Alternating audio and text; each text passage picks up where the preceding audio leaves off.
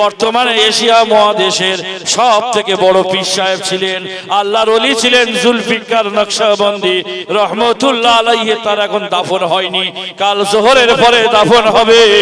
দেখছিলাম আহারে বড় ইঞ্জিনিয়ার ছিল, কয়েক লক্ষ টাকা তার বেতন ছিল, কয়েকশো মানুষ পিছনে পিছনে ঘুরতো। সে কাজ করে মনে তৃপ্তি পেল না। বউ বড় সম্ভ্রম পরিবারের রমণী ছিল। বউকে বলল, দেখ এ কাজ আমি আর করব না, এই লক্ষ লক্ষ টাকা আমার প্রয়োজন নাই, আমি একজন আল্লাহর ওলি বানতে চাই। বিবি বললে, তুমি যাতে খুশি আমি তাতে খুশি। বড় আলেমও তখন হননি।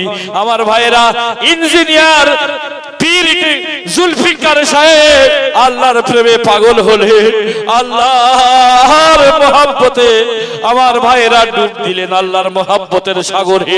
এত বড় পীর হয়ে গেলেন। এশিয়া মহাদেশের বড় বড় আলেমরা তার জন্য আজকের বসে চোখের পানি ঝরাচ্ছে। পীর জুলফিকার সাহেব দেওবন্দে অত বড় মাদ্রাসা, সেই মাদ্রাসার অর্ধেক হুজুররা তার মুরিদ।